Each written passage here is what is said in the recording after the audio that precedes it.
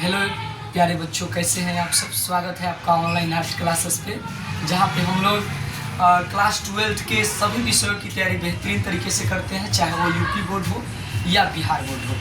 जी हाँ, तो आज जो है ज्योग्राफी का लगता है चैप्टर नंबर 4 हम लेकर आए हैं। इससे पहले चैप्टर 1, चैप्टर 2 और चैप्टर 3 का पार्ट 1 हुआ है।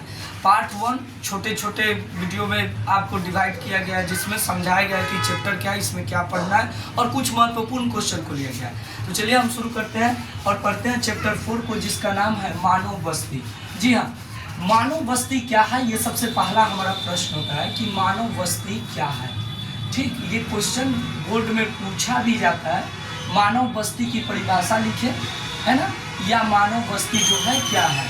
तो मैं आपको बताना चाहूँगा, जहाँ मानव रहते हैं और रहकर अपने जीवन की सभी गतिविधियों को संचालित करते हैं, उसे मानव बस्ती करते हैं। यानी कि जिस स्थान पे मानव रहते हैं, इसका डिफिनेशन आप लिख लीजिए कि जिस स्थान पे मानव रहते हैं और वहाँ रह करके अपने जीवन की सभी गतिविधियों को संचालित करते हैं, उसे ही हम मानव बस्ती कहते हैं। क्लियर हो गया बात। जिस स्थान पे मानव रहते हैं और वहाँ रहकर अपने जीवन की सभी गतिविधियों को संचालित करते हैं, उसे मानव बस्ती कहते हैं।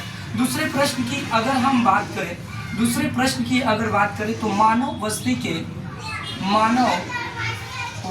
के प्रकारों को लिखें, है ना। मानव बस्ती के प्रकारों को लिखें। तो जो मानव बस्ती है, इसके दो प्रकार हैं।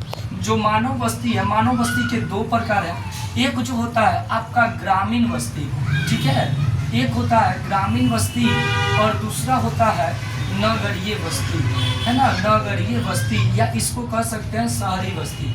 अब ग्रामीण बस्ती का क्या अर्थ हुआ, गांव की बस्ती, ठीक है, जो कृषि पे, पशुपालन पे आश्रित रहते हैं, छोटे कुटीर उद्योग धंधों पर आश्रित रहते हैं, है ना, वो ग्रामीण बस्ती के अंतर्गत आता है। यानी कि ये गाँव से संबंधित है। और नगरीय बस्ती ये शहरों से संबंधित है, जहाँ पे वो बड़े बड़े उद्योग धंधों पे वहाँ के लोग जो है आश्रित रहते हैं। क्लियर हुआ। तो मानव बस्ती के दो प्रकार मिल जाते हैं, एक होता है ग्रामीण बस्ती और एक होता है नगरीय बस्ती।